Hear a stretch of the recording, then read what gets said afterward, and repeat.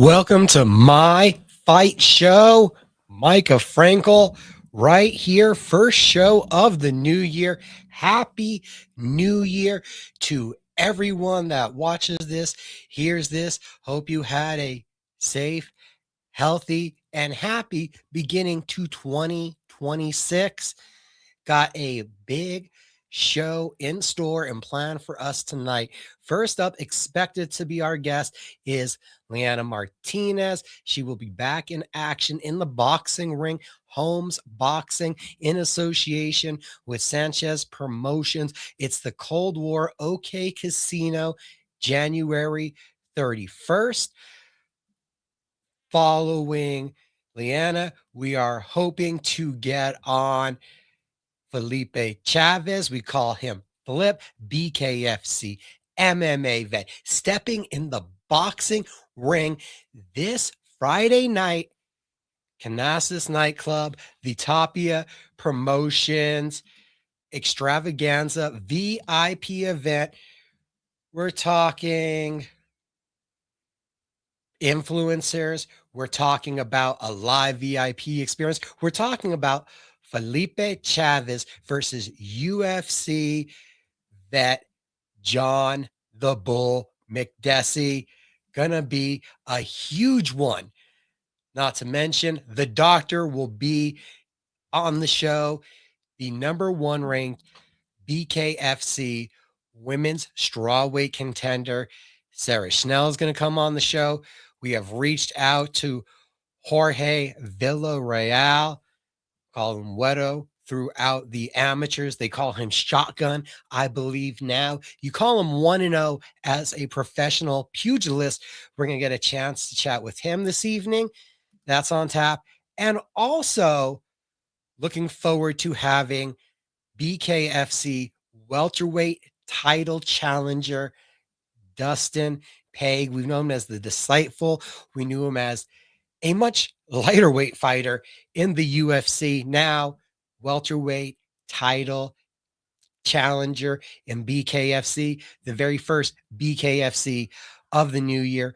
Next weekend, it's on the 17th up at Mohegan Sun, Julian Lane, putting the title on the line, and we get to talk with his challenger tonight. So a lot in store and a lot planned. But you know, with big plans, the best laid plans of mice and men. So hopefully we'll be able to bring you all 5 of those interviews this evening. And I couldn't do that without the help of a great community. I haven't before, and I probably should have and should, like every time I'm on the show, got to thank my wife, Nicole, for the amazing support and everything that I do here. Wouldn't have went this far in my career without her. That support means everything in the world. The support also that we're great at getting from Robbie Ray Images, Robbie Ray Media coming this year. Got some big plans in store. We will have Robbie Ray alongside me for the first watch along. Yes, we will, January 24th, have our first watch along. We're talking about UFC 324, the debut on Paramount. We are working on the guest fighters right now, but we'll have a couple of them here in studio for that big watch along for Cage Minds Live. And the plan is also to have a Cage Minds Live, unfortunately, not for that following weekend, not for UFC 325, but the following weekend, February 7th, Knuckle Mania 6. We will be having Bare Knuckle Fighter in the studio live, me and Robbie Ray watching that dynamic event. Got to shout out and thank Barber Gabe's Fades, keeping me looking tight and right and as good as I could every week. Barbers Are Us for taking care of the beard. You find Barber Fades Gabe's, Barber Gabe's Fades, excuse me, I always messed that one up. Over here in the South Valley, Corson Central, it's 100 Northwest, it's Suite 107, it's barbergabesfades.net to book your appointment. Easiest way, even though the walk-ins are welcome, You don't want to be waiting in line. Get yourself taken care of first, right away, promptly when you walk in. You do that by booking on their website, barbergapesfades.net. And that is also the exclusive home to buy your Barbers R Us beard balm. Telling you guys, it smells nice, keeps together, holds well throughout the day, taking that grooming to the next level. Barber Gabe's Fades. Appreciate them for everything they are doing. Lot to talk about this week because we're getting a new year. We're moving into what will be another great, crazy, hectic combat sports landscape, world, and everything in between. The boxing world, of course, is always full of its interesting pieces of news. Pretty sure no one's surprised.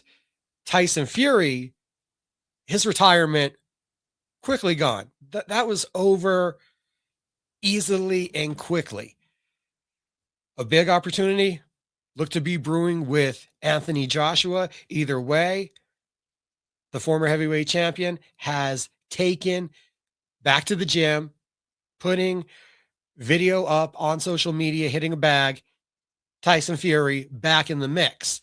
The unfortunate side for that in the opposite direction is that his expected dance partner, Anthony Joshua, due to the horrendous car accident he was in last week, there are speculations from those close to him that he has told them he is retiring, that he is, without putting words in his mouth, that tragic accident has affected him. We could imagine the mental, the emotional, the loss of one of your trainers, one of your best friends in front of you, nearly perishing yourself. That's going to have an effect on somebody. And I thought it was going to be a long time before Anthony Joshua was, in all senses of the word, ready to get back in the ring and fight again. So a weird time for that announcement is it felt like the two biggest stars in the heavyweight boxing scene for the UK were finally going to have an impasse. Now it doesn't look like we're in that direction anymore. Now it looks like we are very far away. Got a little deeper into the boxing today. MMA After Hours is up. After we're done here, I suggest you guys go check out that podcast. Every Tuesday we drop it. Me and Mr. Michael Carlisle talking about the biggest headlines from the UFC and mixing in a little boxing here and there. Also brought up Tyson Fury. We have some talk about Usyk, and I suggest this was a good episode to go check out this week as we got deep into reviewing the 2025 year. I mean, we hit all kinds of topics today, from Fighter of the Year, Breakthrough Fighter of the Year. There was Knockout of the Year. And if you know me, I didn't just say what was the best knockout of the year. I was like, what was the best punch, kick, elbow, knee, submission? We got down to just the best submission of the year, female fighter of the year, fight of the year, event of the year. I bring all that up because I knew there was something on my list that I somehow left off. And I unfortunately did do that. So there are three guys that really had to be recognized that we didn't mention on the show in this context, but Rookie of the Year from the UFC. There were three guys that started out this year, their UFC careers, and really made an impression on me, where Abeta Gutierrez been making headlines. Joe Rogan's been talking about him, 3-0, a devastating knockout. Kevin Vallejos already breaking into the rankings, his victory over Giga Chikadze, and Quillan Salakid, knockout of the year, kit contender with what he did to Nasrat Haraquest. Those are three brilliant young fighters for you to get attached to, because I've been a firm believer in mixed martial arts that it's not just the stars. Of course, the main events are going to get the headlines. Of course, the main events are going to be the focal point of our previews, of our breakdowns, of the conversation piece. But those guys had incredible journeys to get to that place. It was like if you only became an Alexander Volkanovski fan when he captured the title, you missed victories over Jose Aldo, Chad Mendes. if you only got into Merab Dvalishvili when he was arguing back and forth with Sean O'Malley, there is so much more to his journey and the fights that he had in the UFC that you missed out on. So Quillan Salakid, Kevin Vallejos, and Abeta Gutierrez, if you haven't yet become a fan of them, if you haven't yet drawn your attention to them, I suggest you do, because I feel like the bandwagon is going to get full pretty quick. And it's not like it's going to overload and get too full, but it's going to be a really cool ride to be a part of it on the get-go, like the launch, the takeoff in the rocket ship to the atmosphere. I suggest you get a part of that with some of these fighters, because watching them ascend and then get into the big fights, that's when you know, oh, he's going to use this move, he's going to use that move. That's when you garner all the information that Islam Makhachev has that crushing Darce choke that he just smothered Renato Moicano with a year ago. Those are the kind of things that you learn about the fighters by watching them and getting to follow that full journey. I mean, you didn't become a fan usually of your favorite football team just when they were in a Super Bowl. Maybe they were local favorites, but I'm telling you, there is a value to getting in on the ground floor and growing with these fighters. Looking forward to a huge 2026 in the combat sports world. We're going to be talking to some local boxers today when we talk about boxers on the local scene. Of course, there's a long-awaited return coming for Brian Mendoza to return to the national scene. Can't wait to see Angelo Leo's next title defense.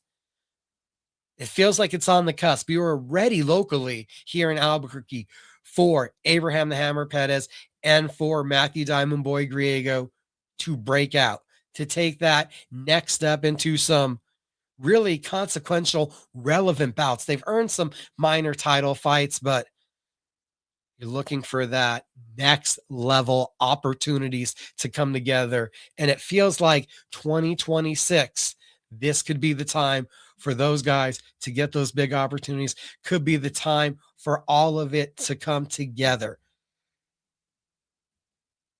Tomorrow, cageminds.com, we will be releasing Pro Wrestling After Hours. The pro wrestling game, it doesn't really stop. It doesn't really end. It keeps going all the time and every year. So we don't really have a year-end review. We do travel back to talk about, I believe we're going to talk about New Japan Pro Wrestling. They did have Wrestle Kingdom 20, one of the most successful Wrestle Kingdoms they've had in a few years. Bullet Club is over. Yoda Tsuji is now the ace of New Japan. So yeah, we get into a whole bunch of pro wrestling talk. Can't wait for you guys to hear that tomorrow. Pro Wrestling After Hours. Just to remind everybody, first up, and she has confirmed here at 6:30, 13 minutes away, we will be joined by Leanna Martinez in action. Holmes Sanchez Promotions, the combination together as we have Cold War at the OK Casino, January 31st. She'll be first guest up this evening. Appreciate everybody watching us across the plethora of platforms on social media that we are streaming on. Also, you miss episodes, of course, go back on Facebook, YouTube, even Spotify for the video. Yeah, we even got the video up on Spotify. So a plethora of ways to keep up with my fight show. Transitioning away from boxing, taking off those gloves and going over to bare knuckle. BKFC with a major press release announcement today. BKFC content heading to Yes. If you haven't heard of Yes, it is also powered and named the Gotham Sports app, having to do with New York City, one of the most prominent regional sports channels, broadcasters that you'll find out there, known to many people because they are the broadcast home for the New York Yankees. Yes, and the Gotham Sports app to air studio shows, podcasts, and classic fights starting Friday, January 9th. BKFC programming such as Road to BKFC, BKFC Unwrapped, and BKFC Rewind series, in addition to the Bare Knuckle Show podcast hosted by Brian Sosha. Yeah, friend of the show who I've gotten to talk to plenty of times. This will air on the Yes Network and the Gotham Sports app, the official streaming home of Yes. So that is a major announcement from BKFC, who has perpetually said they will have announcements, that they're going to have new broadcast partnerships, new deals in place, that they're going to be getting the content out and possibly on a television market. So yes, is a big move for the company with what has become a very heavily focused on their growth in the major Northeast. We're talking about plenty of events in their home Philadelphia, and then a lot of talk of almost a residency, it seems, at the Mohegan Sun, taking over for Bellator and possibly even expanding on what Bellator has been, or what Bellator was doing, deepening that relationship, really becoming a staple of the entertainment that the Mohegan Sun is offering. Keeping with the BKFC announcements, BKB super lightweight champion. This one came out of nowhere for me. Harry Gigliotti has vacated the title and is signing with BKFC. And yeah, you're not mistaken. You're not mistaken. You're like, Micah, didn't you? Yeah, Harry Gigliotti, Estevan Partida had been announced for BKB 52 March 28, and that was going to be at the Foxwood Resort in Mashantucket, Connecticut.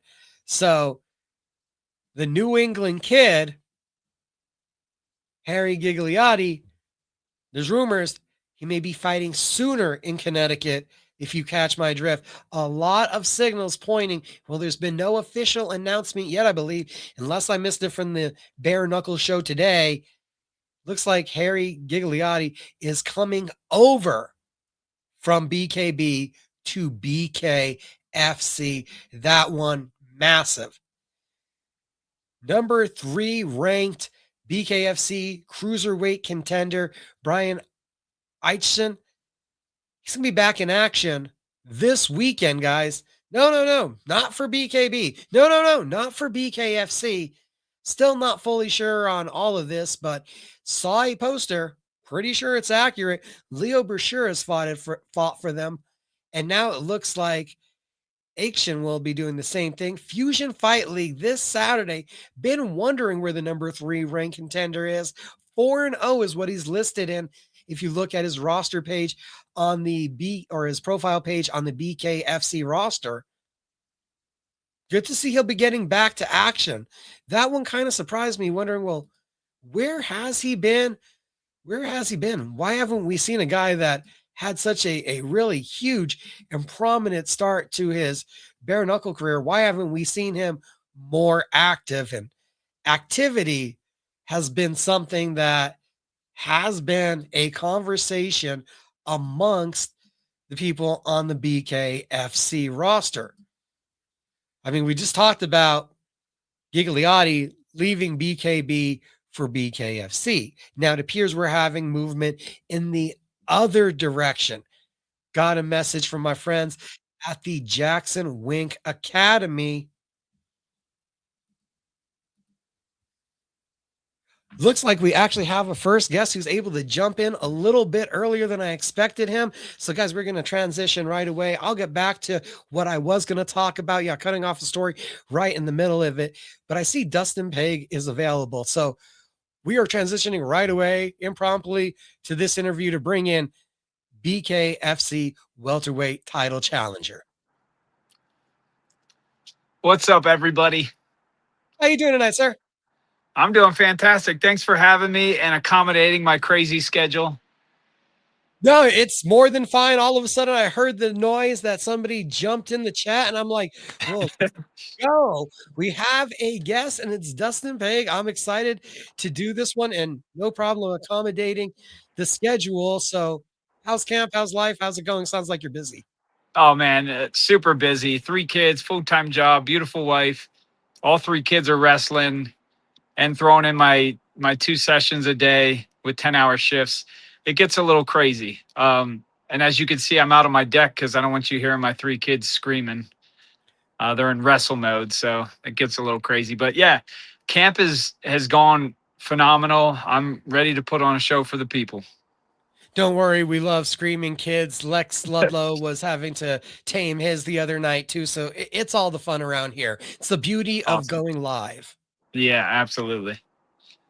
Wrestling, a little more familiar to what we know you as, MMA. How many people still are shocked by having seen you transition to bare knuckle? Actually, I think a lot of people can see me in this field a little bit more just because I had more wins by submission, but it was typically because I would knock the person down. If I had the choice in a fight, it'd always be standing and banging on our feet. So this is my world, man. If I always say if BKFC was around when I started MMA back in 2005, I probably would have jumped on this train the whole ride.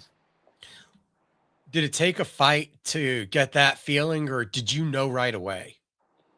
Yeah, so I don't know if you saw my first BKFC. I got DQ'd because I hit the guy when he was down.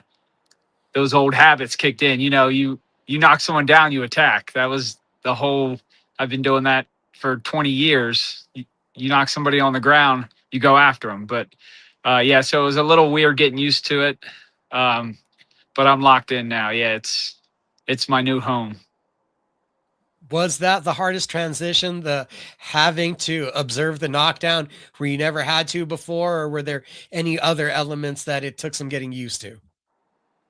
Yeah, it was a pretty easy transition. It was definitely that initial somebody takes a knee and you got to stop hitting them. That was tough for me. And if you watch my second fight, it ended just as quickly. It was under a minute in the first round, just like my first one. And you saw me winding up to hit the guy. And I was like, whoa, threw my hands up. So yeah, I think that was my biggest adjustment starting with BKFC was just not to hit a downed opponent. Did you think when you got the victory in your last fight and you make the plea to Dave ringside, did you think it was actually gonna kind of garner the title shot and get this, or did you think there may still be more work to do ahead? I mean, I was hopeful. I fought Carlos Trinidad. He's my only true loss in BKFC. And we were told like, hey, next guy gets the title shot, which he did. Um, so they were telling me, hey, string 2 more wins together and we'll talk about it again. So I beat Drew Angel Core after the snake fight. I beat Ryan Peterson. Um, so I was very hopeful that I would get the offer, but I mean, the 165 division's so stacked. So I'm very humbled and grateful that I got the opportunity because I know there's multiple other fighters that deserve the shot as well. Andrew Angel Core, that main event in your backyard. What did that one mean emotionally? Yeah, that was great. My first fight in Philly, well, for BKFC. And that was amazing, man. It was a small venue. The 2300 arena is very packed in, small area. But I mean, the crowd was nuts. It was a great win.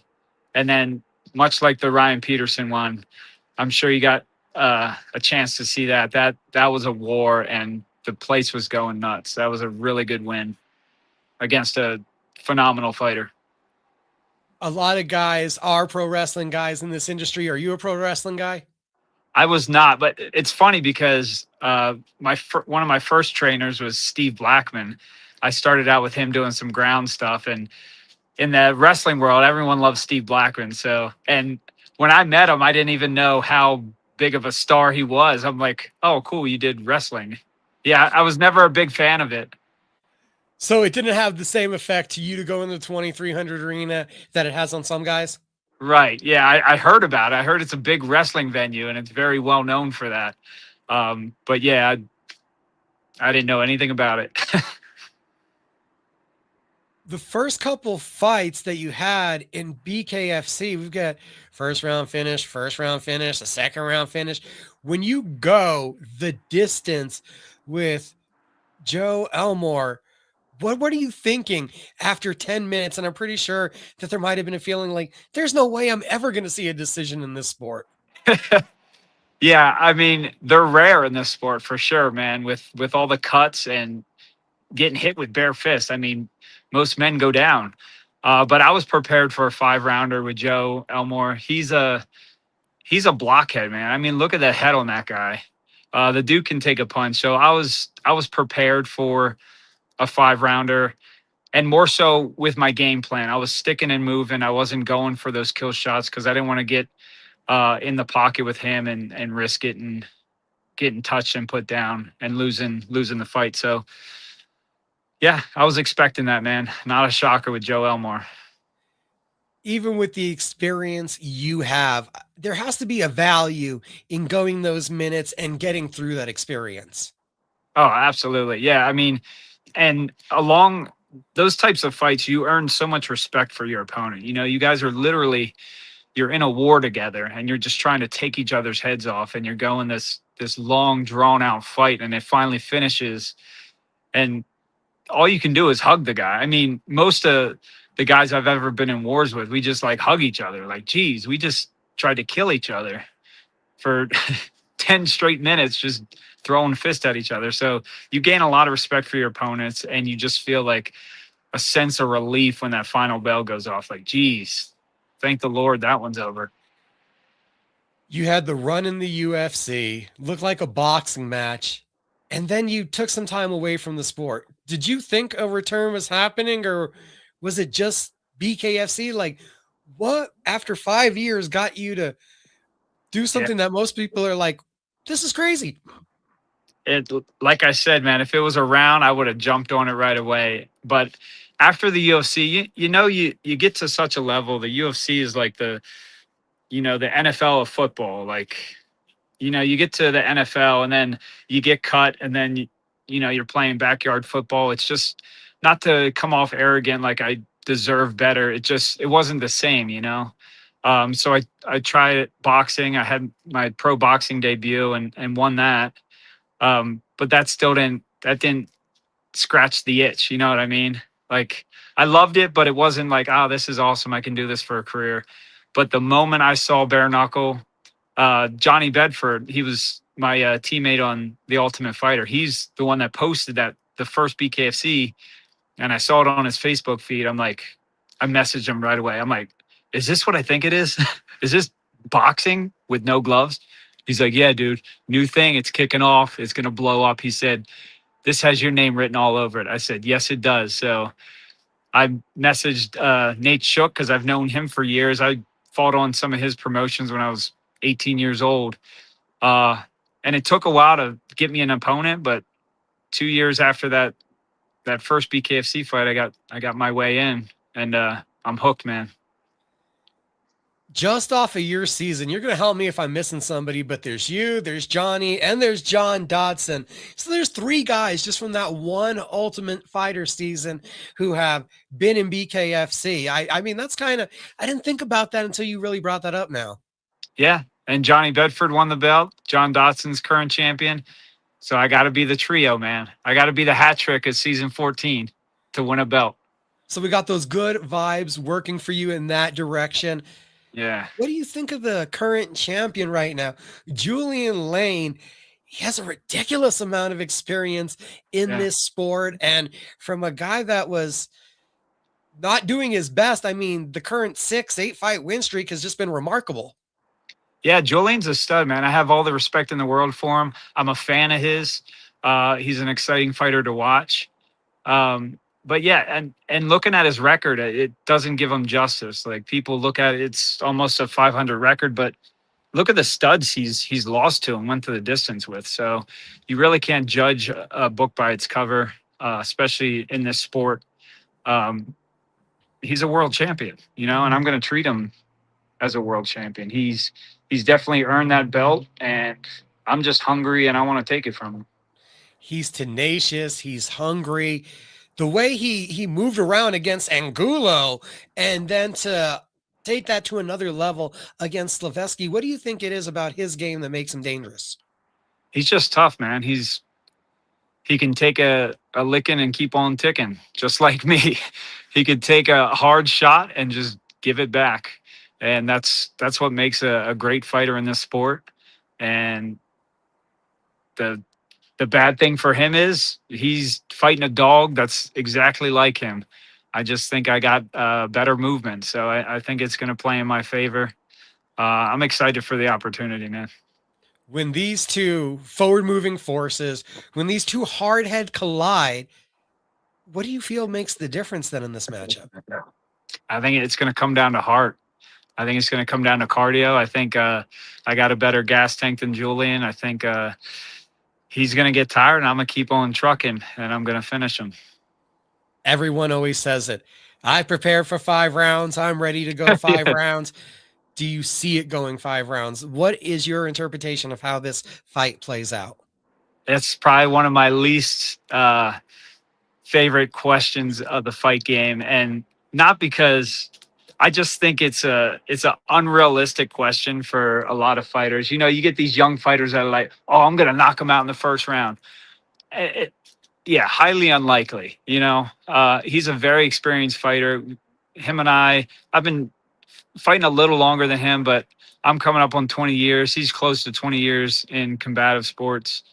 Um, we're dogs, man. I have no idea how this is going to go. I'm hoping God favors me in this. I'm hoping I prepared enough. I believe that I have. I believe I have what it takes to beat him. But you know the fight game as well as I do. It can be anybody's night. So I don't really have a prediction. I see me wearing him out in the first couple rounds. A lot of movement, sticking and moving, cutting him up, exhausting him, and then finishing him in later rounds. But who knows? I guess time will tell. And I know I need to let you go. Last one, I swear. What All would it right, what's up? mean to win the title? What was that? Would it mean to win the title? Last one. What would it mean to get that belt around your waist? Oh man, it feels so corny to say it would mean the world to me, but it's all I've had my eyes on since I signed with the BKFC. I'm getting older. Every day I'm getting slower, weaker. And I want this so bad, man. It's something that like I said, 20 years to get a world title. I just feel at home with BKFC. I feel like I am a good bare knuckle fighter. I've put the time in, and I want it more than anything right now. So it would truly mean the world to me. Slower, weaker, about to be a world champion. And for me, this was truly an honor, sir. Well, I appreciate you having me on, man. Again, thanks for accommodating my crazy schedule. Dustin Pague, best of luck next week. All right, man. God bless you. That was the disciple, Dustin Pague. And as quick as we get it out of that interview, not even going full screen, because we got the next guest lined up right away, representing Northern New Mexico. She puts the gloves on to box. We're not going bare knuckle for this one. We're talking traditional boxing. Leanna Martinez, good evening. Hi, Marco. How are you? I'm doing well. How you doing? I'm doing good. I just finished training. Just finished training. How's Yeah, it going on up there at the Holmes Boxing Gym? it's going good. I'm working hard every day and grinding, and just got through the holidays, so it's been a crazy camp, but it's going good. I've seen with Eduardo Pino, a couple other faces. There looks like there's some new blood in the gym in the pro ranks. Yeah, there's a few new fighters in our gym, and it's pretty good. The sparring is good. It's nice to have the new ones in here.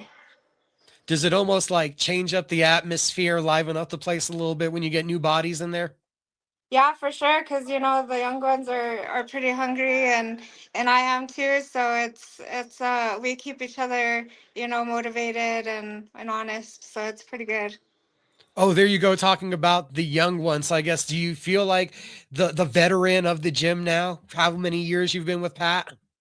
I guess so, because I mean, I've been with Pat the longest, as far as the pros go here in the gym right now, and yeah, they are younger, so it's, yeah, I guess the young ones, but yeah, so there's a lot of them. What is that like? Do you find yourself giving advice, giving pointers more than you have in the past now, as you know, you've had an eye, you've been around for a while?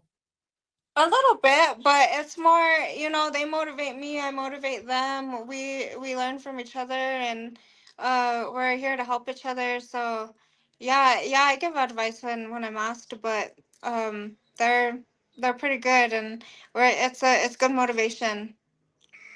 You had a bit of a hiatus from the sport. You guys weren't doing fights up north. Were you just biding your time, waiting? Was there a thought that maybe you had competed for the last time? Like, where were you at as things were kind of, it looked like, in a standstill? Well, it kind of started with COVID, and that's kind of what halted everything, because we were fighting pretty consistently until COVID hit. Then that happened, and a lot changed in the gym, a lot changed in life, and then I fought about 2.5 years ago, and before the November fight. So I was like on a 2.5 year layoff before the November fight. So I honestly only fought once in 5 years, and so it was a pretty long layoff for me. It was tough, um, but I stuck by my team, and when they were ready, I was ready to jump in there too. So it was a matter of my promoter. Um, whenever he said let's go, I was ready to go. We know that you have a busy schedule, that with work, there's a plenty of activities. If you follow Leanna on social media, it seems like you've flown helicopters and been on cruises, and you're doing all kinds of things. Like, was there a point where you were too busy for this, or did you kind of always know when that phone rang that you still love the sport enough that you're going to be like, yeah, I'm in, let's do this? Yeah, I mean, I'm always busy. I'm a registered nurse, and I have a busy business, and and then boxing. So like this whole time that like I had been on a layoff, but before my last fight, like 2.5 years before my last fight, and then when COVID hit, I was training the entire time. So I never like took a break. I was never away from the gym. I've trained through injuries, I've trained through health issues, I've trained through COVID. I was always here, so I was always ready anytime that call came that, yeah, let's take a fight. I was ready to jump right into camp. So I never, as busy as I am, I never left the gym. So it was never hard, I was never like coming back. I've always been here. So that part wasn't hard. But yeah, I do have a really busy lifestyle, and it's like I have a schedule, and I honestly have to pencil things in. Even, this interview, I had to, like, everything. I go by my schedule. I don't even know what's happening unless I look at my schedule. Does it feel like there was any rust in that last fight? You said you've been in the gym, you've been preparing for this, but there was, like you said, only one other fight in almost 5 years. Was there any feeling of rust that you got off a couple months ago? Oh yeah. As hard as I trained in the last camp, you can't really shake the rust off until you're in the fight. Like when you're in the ring, like as much as as I can train and spar, like that rust was still there in the fight, and honestly, I think I needed that fight to shake the rust off, and now, I feel good and ready in this camp, and that's the, like, I did a hell of a performance in the last fight, but yeah, I still felt the rest. That is hard to shake off, especially with one fight in 5 years. And yeah, it was tough, but I got through it, and I'm back stronger and ready to go this time. When you look back at November, what parts of your game and your performance were you happy with?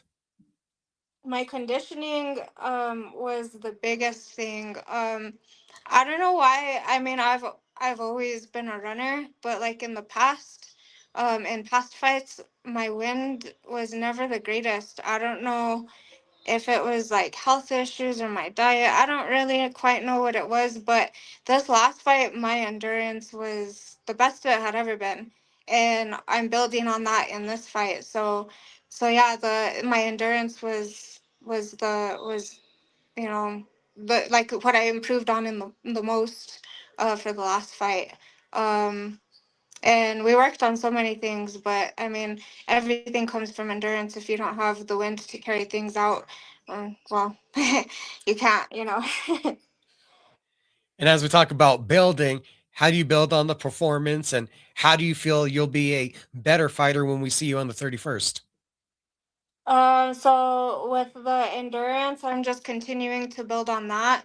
I feel like it was really good in the last fight, but I feel like I need just a little bit more. So I'm working on more cardio things too as well to bring up my endurance, but also, I'm working on a lot of things that I feel like I fall short on in the last fight, like footwork, my strength in general. I was coming off some injuries, so now I'm trying to like build back strength that I wasn't able to even build in the last fight. So I feel a lot stronger now. So yeah, my strength and lots of footwork, lots of things. We've been working on a lot. You've been in the game for a while. Like you said, the registered nurse, you got a busy schedule. What is it about the sport, the relationship with boxing that has you going back to the gym, that has you wanting to still take these fights and compete? Um, it's my love for the sport, honestly, and then also the adrenaline. Maybe I'm an adrenaline junkie. I don't know, but it's I've never gotten this in any other sport I've ever done. I've raced motocross, I used to run and stuff. Like in high school, I ran track and cross country. But like I've never gotten that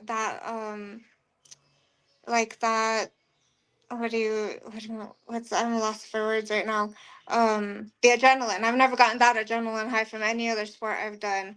So I think that's what keeps me coming back. Like I just that feeling, like I'm addicted to the crowd and to the sport itself, and I just love it. Like it's a passion I've had. I've been doing it since I was 13 years old. So it's something that is really a part of who I am, and I can't shake it. Like I think even when I retire, I'm still gonna be in the gym every day, I So look at the poster. The opponent is Shania Arredondo.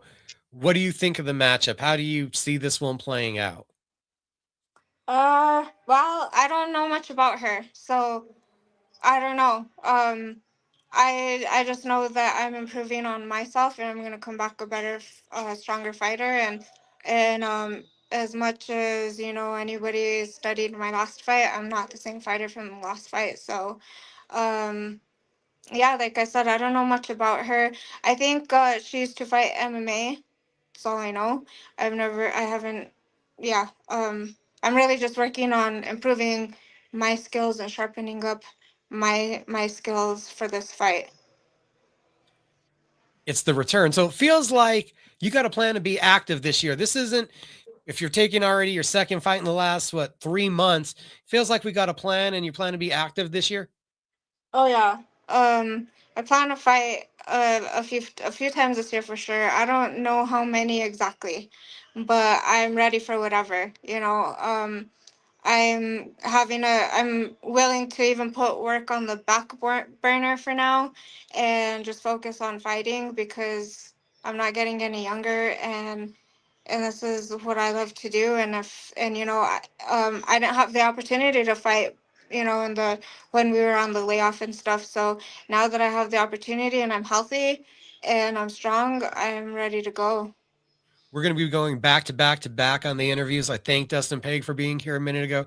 We're talking to Leanna, and I can see Flip in the waiting room. We're going to get to him in a moment. But as Leanna, I was going to wrap this one up, but then she's like, hey, breaking news. I'm actually committing more to boxing. This feels like it was a big decision, a big commitment to step away from a career that you love to really say, hey, I want to make something in the boxing game. Yeah. Yeah, like I have the ability to like work as much or as little as I want in my business, so that's in my favor. So yeah, as long as I have fights, I'm gonna cut down on work as much as I can and focus on fighting for sure. With the kind of expanded focus, we've seen Jake Paul, MVP Promotions, women getting a much bigger spotlight in the sport. Did this have any influence on your decision? No, no, not at all. I mean, I love the sport. It's just, I mean, I'm willing to go wherever it's gonna take me, but I'll fight for free. That's how much I love the sport. Just feel like the time is now? Yeah, yeah, for sure. OK Casino, Cold War, January 31st. Leanna Martinez back in the ring.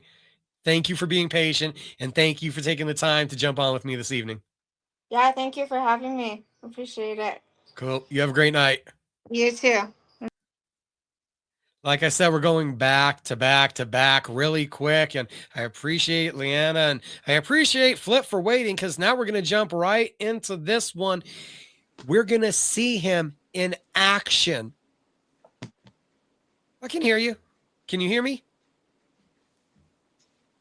I'm guessing Flip can't hear me at the moment. Let's see if we can remove him, pull him down real quick, and maybe we'll get back to Flip in a second. Okay. He was having troubles hearing me. So let's see. Let's mute him. Let's give Flip a quick second. Actually, give me 15 seconds to figure this out, guys.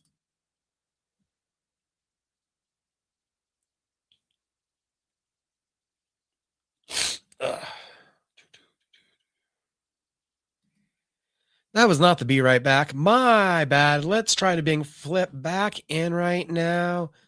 Let's unmute him and let's see if he can hear us this time. Flip, can you hear me? Well, right now we're looking at Felipe Flip Chavez, everybody, this Friday night at Canasas Nightclub here in Albuquerque. We're talking about the far east end of Central. He's going to be back in the boxing ring. He's going to be taking on John the Bull McDessie, Tapia Promotions VIP event. Flip, can you hear me?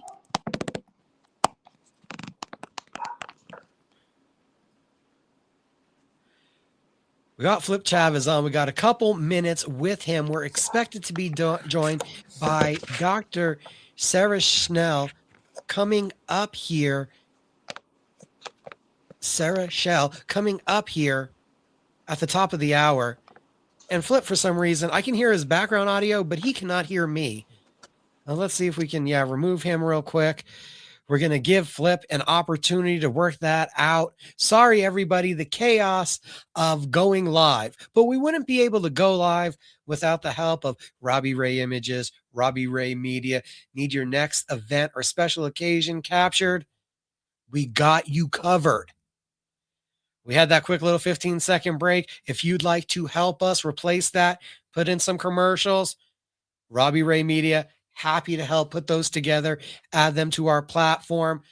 We're going to have something special here in the upcoming weeks coming for Barbers R Us. Yep, they keep the beard in place. You get it at barbergabesfades.net, where you book your appointment to get on into the shop. And yeah, it says it right there. You call them at 505-295-3282. Established in 1997, and they're at 100 Coors Boulevard, Northwest Suite 107. We appreciate them, everything they're doing.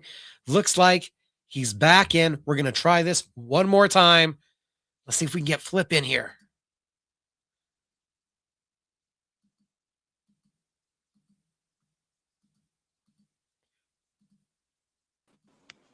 How we doing? Please tell me you can hear me this time. Nah, he can't hear me. I'm not sure why this isn't working, guys. Anybody in the comments want to jump in and see if we have an explanation, maybe some technical support? I'm not sure why Flip's having the difficulties that we're having. at this moment, but as long as he's here, happy to be talking about his upcoming fight Friday night. John the Bull McDessie. We're talking about Tapia Promotions. Felipe Chavez, a brawler, a BKFC vet. I'll tell you, when I first started doing local interviews, AAA MMA, very first event, we got to talk to Felipe Chavez. Tell me you can hear me this time. I can hear you, buddy. I can finally hear you. Man, that was like third time's the charm. The engine was trying to kick over. We finally got this car started. How you doing, buddy? Doing great, man. I'm doing great. Just got out of a quick little mitt session, 10 rounds with my coaches. I'm up at our new gym, King of Kings, Golden Glove Boxing Gym here in Socorro, New Mexico. And I'm doing great, man. I'm excited to get in there and box. Haven't done a boxing fight in a very long time, but I train boxing every day. So it's like kind of my bread and butter, you know, especially being that I'm a BKFC vet. It's boxing just with no gloves, you know. That's what I wanted to bring up. Is there much of a difference you felt in the sparring? Because we still wear the gloves for the bare knuckles. So does this feel like a continuation of the work that you had been doing to get ready for BKFC? In a lot of ways, yes. But in some ways, no. You know, they are two different sports. With the big gloves, well, we're wearing 10 ounces. That's not too big. But with some gloves on, I feel like I can throw my full power if I want to, without worrying too much about breaking my hand. When I'm fighting bare knuckle, I learned my first and second fight with BKFC. You know, I learned she can bust your hands up really bad if you don't hit in the right spot, right? But with the gloves on, I'm excited to go in there and actually let my hands fly, throw some real power whenever I want to, when I get the opportunity to. But the boxing, I mean, boxing is just, it's fun for me, you know, and what it brings to my life and what it brings to my town and to my kids. It's just it's a lifestyle. We have some good stuff going here here in my little town that I'm from, that I grew up in. I was gone 23 years and now I'm back home, and it's awesome to be back home, you know. Some of the guys I used to train with before that I fought side by side with are now coaching with me. One of my old coaches that I boxed with for years, Victor Saavedra, him and his kids are in there alongside with my kids. So it's generations and lifestyle, man. And I'm fortunate enough and blessed enough that that at my age, 42 years old, I'm still super healthy. God's blessed me with the knowledge and some good genetics to be able to live a good lifestyle where I can stay healthy and I can rehab any injuries and get past them. But I'm coming into this fight with no injuries, man, feeling like a machine. John McDessie. Last time I heard of his name, of course, he was going to fight your cousin. It sounded like he was going to be matched up against Diego. Instead, you get this matchup. I'll tell you, one of the very first prediction videos I did when I started trying to get into this industry was the George St. Pierre, Josh Koscheck title fight. That was McDessie's debut in the UFC. So I followed along with him, and I'm pretty sure you have. So what does it mean to get to go in there and fight a Canadian kickboxing UFC vet that has this kind of resume? Yeah, it's a big opportunity for me, you know, but hey, I've been in this game a long time myself. And I've trained with some of the best, you know. You talk about St. Pierre, I trained with St. Pierre. You talk about Koscheck, I trained with him, you know. You talk about Diego Sanchez, you know, we're blood. You know, we grew up together, trained our whole lives together. Um, the gyms in New Mexico, the gyms across Albuquerque, gyms across Texas, Las Vegas, Nevada. I get in there and I'll bang with any of those UFC fighters, man. They can all come out here to my state. And like I always say, this is my state. This is my hood. We're some gangster cowboys out here. You want to come bang with us in our high elevation? You come and you get some, and we're going to bring it.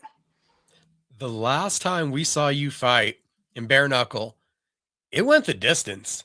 It did. Yeah. Yeah. That's the first time in my life I've ever gone the distance, you know, in my pro career. Yeah. I'm like, Usually You didn't go the distance in MMA, but you did it in bare knuckle. That's Yeah, surprising. I did, and you know that hopefully that's the last time I have to go the distance in bare knuckle because the hands, you know. But I honestly feel like, well, I know I could have put that guy to bed earlier, but I wanted to test my cardio at my age, not just sparring in a real life fight. Anybody who's a fighter or who's been studying. Of course, we finally get the audio from Flip, and then we just totally lose him. I'm guessing he did not put on the do not disturb. I always forget to remind the guests the do not disturb is pivotal. Put your phone on do not disturb, or we might lose you. Someone's going to call, and then you're going to drop. We're going to remove Flip from the stage for just a second. Hopefully, he can get back. The chaos of going live. I'll tell you guys, when I started today out, we were trying to get Jorge Villarreal to come on 6:15. The thought was to have Leanna in at 6:30, Flip in at 6:45. Flip's falling out. He can barely hear me. He is back though. Yeah, I apologize. I was getting a phone call from my. You didn't put the do not disturb on. Yeah. Okay. All right. Well, anyways, here we are. Where were we at? I apologize for that. Talking about a guy like McDessie, a kickboxing veteran, and you have all the UFC film that you're able to study on him.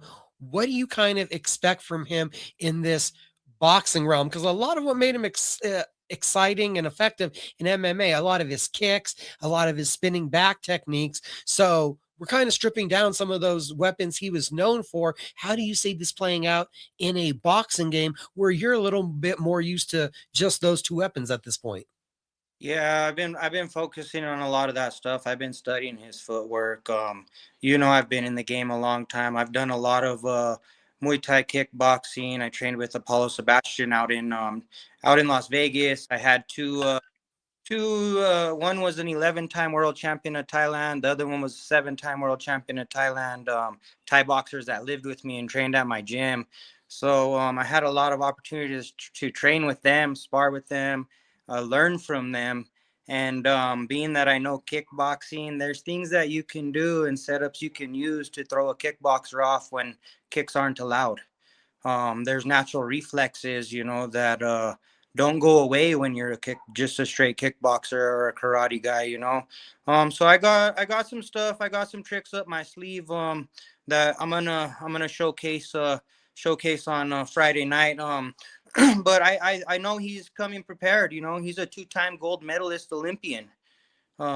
He's a UFC veteran. He's fought the toughest guys in the world, you know. So this is my chance to get in there and fight someone tough, and that's why I do it. I do this for a challenge. I ain't no bully. I've never been a bully. I've always wanted to fight tough guys. I never want to fight a guy that I know I could whoop on right away, you know. I'm going in there to throw down. I love throwing down. I love competition. He's going to come in good shape. He's going to be strong. He's going to be fast. He's going to have his own little game plan, him and his team, but me and my team are coming with our game plan, you know. So may the best man win. I wish him and his team the best of luck. I hope they have a good visit here in New Mexico. And you know, like always, after I fight somebody, I look forward to going and training with them, you know, and linking up with them and just, you know, making a new friend. Just like when I was growing up, usually most of my friends that I had we'd fight each other first. After we fought, you know, we ended up becoming friends most of the time. It's kind of a New Mexico way. We're talking with Felipe Flip Chavez this Friday night, Canassus Nightclub. He takes on UFC vet John the Bull McDessie. Traditional gloves on boxing match. We've been seeing Flip. You see the logo behind him in BKFC. In just a moment, we're going to have BKFC #1 ranked women's strawweight title contender, the Dr. Sarah Shell, is going to be joining us. We got one last question for Flip before we let him go. I'm sorry that the audio didn't work out and we played so much time trying to get you on here. The craziness of going live. What does it mean? Serene VIP establishment and a chance to perform in this quaint environment in front of your people. What does Friday night mean to you? Hey, it's an honor. It's a true honor. And everybody knows the Johnny Tapia boys are making their debut. Everybody knows who Johnny Tapia is. He put New Mexico on the map for boxing. He put New Mexico on the map. He's a legend. So it's an honor. I love fighting in front of my state. I love New Mexico. I love Albuquerque, Socorro, Belen, Las Cruces, Santa Fe, all the gente and the good people from New Mexico, and that's what I represent. I want to give a shout out to my kids, my family, my team. I love you guys, my coworkers, my Walmart family. I'm coming in Friday night. I'm coming in to represent and prove to everybody age is just a number. We're coming. Flip, I appreciate you.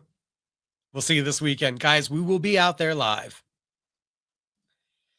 Take one deep breath. Like I said, fast and furious. We're quickly in and out of this. Let's welcome the doctor in. We are talking to one of the breakout fighters in BKFC who's talking title fight coming soon.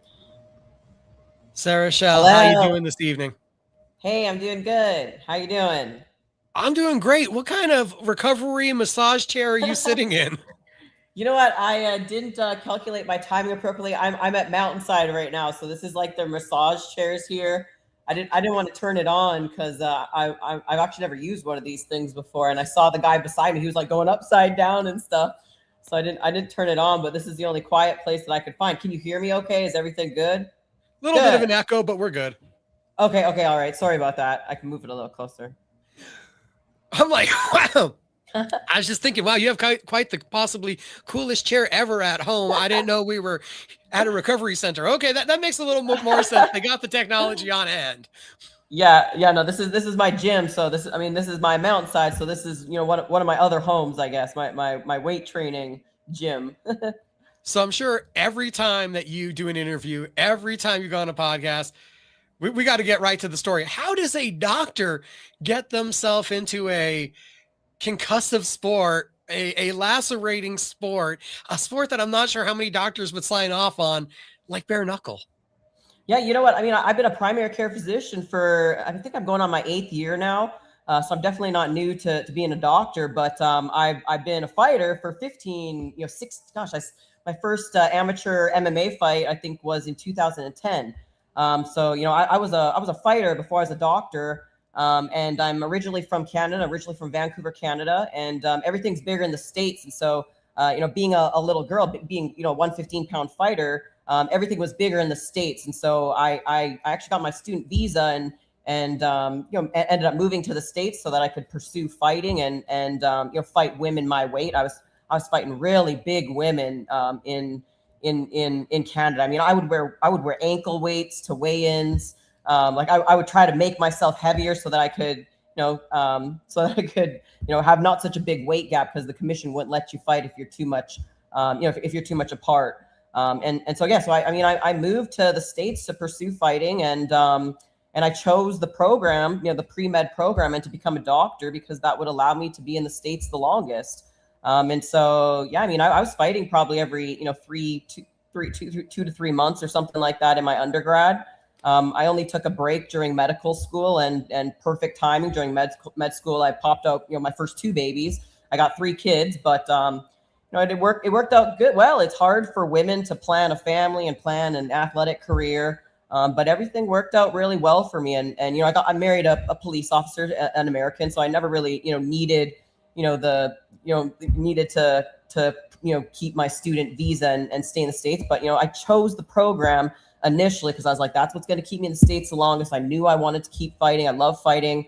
But I know that I know that you need a backup plan. I still played the adult game. I know in life, like, you gotta cross off the boxes and get an adult job, and so I just did that. But I've always been a fighter. I've always been a fighter, and so yeah, it's funny how my paths have just come together. But I've always been a fighter before a doctor.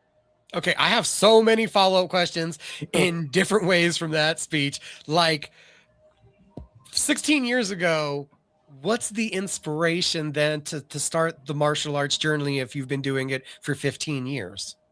Yeah, absolutely. I always tell the same story, but I worked at a nutrition store. I worked at a nutrition store was my very first job. Gosh, I think I started at grade 11. I was like 15 years old. And so I was always in the fitness community. I was at a nutrition store, so I'm selling protein and creatine, all the pre-workouts. So as a young kid, I was immersed in that kind of fitness lifestyle.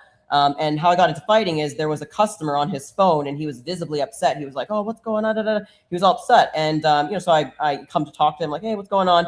And it comes to find that he's a matchmaker / manager. And he's like, "Oh, this female like pulled out of a fight." And, 12 days later, it was when the fight was. And, I just overheard him talking like, "What, like women fight? Like, how do I get into this? Like, what are you talking about?" He's like looking me up and down. And I was like a buck 18 then. I was like soaking wet like a buck 18. Like I was a small little girl. And the fight was at 125. But he's like, "Dang, like, yeah, like, can you do it?" And I was like, "Heck yeah, like, I'll do it." And, all I did was, a couple months before that, I had done my first NPC bikini competition. So I was just in the zone of like just starting to, find my own fitness journey. I just started working out. Which was just like running and my own workouts. And so like a couple months before that, I did a bikini show. So I had just started working out, and I was just like, well, I'm fit. Like I run on the treadmill all the time. Like I'm tough. And so like 12 days later, I fought. It was on Fight Network. It was on TV. And the woman I fought was a professional boxer, but I don't know how she ended up being able to do an amateur fight, but it was an amateur MMA fight. Against an experienced lady. And it was, I've never had this before, but it was 2 rounds of 5 minutes. So it ended up being a draw. I won the first round. I got knocked down. I don't know how it was a draw. It's just one of those things that, I probably should have won, but it was, it was my first experience. And like, I got to tell you, like that lady, like she was so busted up, like her face was it was so messed up. And, yeah, like I knocked her down like probably in the first like minute and a half, and then I quickly just like scramble and get on top of her, and I had no idea what I was doing. I had never grappled or anything. Like I still remember like those raw feelings of just like my brain going like, "Oh, like I shouldn't have been so excited. Like I should have calmed down." Because inside, like when you do a real fight, like you got to stay calm and relax. You can't get so excited. And I did my pre-workout, I did my super pump. Like I just as if I was going to the gym. And so, yeah, that was my first experience. And, yeah, I just stuck with it ever since. I'm lucky that I kind of got thrown in there. I know a lot of people, they, will train for years and years and years and still not get a fight. Whereas I was just thrown in there from the start. And then all of a sudden, I had a target on my back and everyone wanted to fight me. I think I did 6 MMA fights that year, the first year, and like a couple MMA and Muay Thai. And I literally had like when I did my first Muay Thai fight, I never even kicked or anything. I was such like, it was just raw talent my first year. And then yeah, I moved to the States and all this kind of history from there. But I really started training when I moved to the States and taking it seriously. The damn natural. Forget the doctor. You're like, oh, I'm like, did you know you could fight like that? Had you been in any scraps in the schoolyard? That's the thing, like I lived a really good childhood. I grew up playing tennis. So I always think like my punch power naturally comes from that. Like like your serve? Women are, oh yeah, like of course, like I was actually part of the national tennis team. So I was big in tennis. I was the Hawaii State Championship. My family did like a vacation in Hawaii, and I just randomly joined for their state championship, and I won it. Like I was like that good. Like I was really good in tennis. Like tennis was my thing growing up. And so yeah, I think when I was thrown in to randomly fight, I think that's where my natural power came from. But no, I'd never been in fights. Growing up. I always been a tomboy, so my friends were always a lot of guys, and so I was used to watching UFC fights, listening to all the dudes, talk about how tough they are, and of course I'd be like the woman in the corner, not really saying, that I could do it, but in my head I'm like, I think like if it was a woman, like I think I'd do fine, like I'm athletic, I'm tough, like what's the worst that can go wrong? So I always had that mentality, and my dad and my brother, they did jujitsu. But I never got into jiu-jitsu or anything, at that time, of course, like when I started MMA, I had to start training, but yeah, I mean, that's about it. I really never got into fights. I've always been, more of an observer than someone who talked stuff. I've always been kind of like the quiet kid who just, I'm an observer. I just observe things. Have you ever called up the people on Tapology and asked if they could change the photo from probably that first amateur fight, it seems like, is your profile pic? Is that, you know what? I haven't looked at the Tapology in so long. So I'm not sure. I don't remember which photo it is. Yeah, if I recall correctly, I think it was, yeah, my very first MMA fight. And you can just see like I'm super like, if I remember correctly, I think it's like the one where I'm just like super shredded as well too. Oh no, maybe it's what, okay. Maybe I'm misspeaking there. Just kind of super skinny. That's why I was like, maybe this is just the first fight or first photo shoot for a poster, possibly. Yep. Looks like you had a lot of experience though in MMA. You do the amateur thing for a long time. Was it a easy transition to kind of step away from MMA and look towards bare knuckle? Yeah, absolutely. You know, like I've always been a striker. I've always been a striker, just that natural punch power, you know, just from, you know, tennis growing up. So like that, you know, and like, yeah, I mean, immediately my very first fight, like I knew like I had that power that was just something that like a lot of women don't have. And it just came so naturally to me. And so, you know, during all my MMA fights, you know, no one ever wanted to take me. No, everyone always wanted to take me down. You know, no one ever wanted to stand with me. And I fought some pretty good names, you know, Tisha Torres. I think she's Tisha Pennington now. I think she fought for the UFC title or something like that. Yeah, you know, I've always been comfortable standing. I love to stand. It's just my strength, and you know, I'm tall and I got a good reach, and I think because my tennis, like my accuracy is something that like a lot of women don't expect. It's power. It's not just power; it's accuracy as well too. So it really, you know, it really takes a lot of opponents off guard. It's you know, I'd imagine not a very fun punch to get hit with. But no, I've always been a striker, and so it was a natural transition for me. I should have been in boxing a long time ago, but of course, you know, after medical school, it's you know, it's not.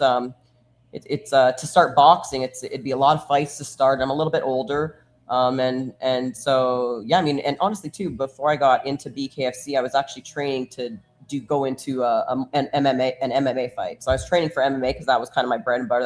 That's what I was used to. And then I got an offer for BKFC, and then that was it. I've just been knocking down girls ever since. 4 years with the company, we've gotten 3 fights. It's been this slow, gradual build. How have you felt the process has been and the growth as a fighter has been while taking on this sport? I love it. I mean, it's always a learning process, and every fight I learn something different. But I mean, I feel very good when I'm out there. I've always been dominant. You know, I've had 3 fights and I've knocked every one of them down, and that doesn't happen in my weight class. You know, 115-pound girls, we don't knock each other down, and so I've knocked down all of my opponents, and I've never lost a round as well too. So even though I've been in 2 decision wins, they were dominant 44-50 across the board, all judges. So you know, no judge has ever said I've even lost a round. So. Yeah, I mean, I'm very confident, and you know, I'm always a student. I'm always a student. There's always so much to learn, which is mixed martial arts in general, but in any discipline. And so, you know, having that mindset, I think, is very valuable. I'm always wanting to learn and get better, and I feel like I learn things every fight. We've talked about kind of that tenacity, the power, the accuracy, all put together kind of from the tennis. What else do you feel has separated you from the opponents when you're in that ring? You know what? One thing that I find is that separates me is I'm an elite athlete. I've always been a good athlete, and you know, before I did my very first fight, like I said, I was training for bikini competitions, so like NPC bikini competitions, which is just, you know, working out all the time, and so that's my bread and butter is my cardio and weight training. You know, I'm 38 years old, and when I stand next to another woman, you know, who's an elite fighter at 38 years old, like I'm the most jacked one, you know, and it's because like I've been with my weight training ever since. So, you know, once you get to my age, it's something that if you haven't stuck up with your weight training, it shows. So yeah, you know, weight training is my bread and butter, and I've just excelled my cardio, and you know, I did cross country and things like that as a kid as well too. And also too, just tennis is a long game. Like when you play tennis, those tennis matches are like 3 hours long. And you do a tournament, it's match to match to match. And so my cardio, you know, from as a child was always very good. So it was very easy to kind of bring that back. And yeah, I've just really just developed the mindset of a fighter since then. And so, you know, physically and mentally, I think I really think I'm ahead of a lot of these women. And I think it's going to show more and more each fight. And yeah, there's always room for growth. There's always room for growth, but I'm very happy with where I'm at in my career right now. Is there an excitement factor to, like you said, coming from tennis, this was going to last hours? I can take you out in seconds. It's only lasting minutes. Was that kind of sprinting ability versus playing a marathon also appealing? Yeah, you know what? I don't know. I just love the challenge. I love the mental and physical challenge, and I got in it so uniquely that it's never been anything to prove anything to anyone. And so, a lot of fighters will talk about, fight anxiety and fears and things like that. And it's just something that I don't feel. I don't feel any fear. I don't get any nerves. I always tell people, like, before I do bikini competitions, I'm so nervous. Like and I win them, so I know I belong. I've won many NPC competitions for bikini. I'm qualified for to compete at nationals. So I could, one time compete for my pro card.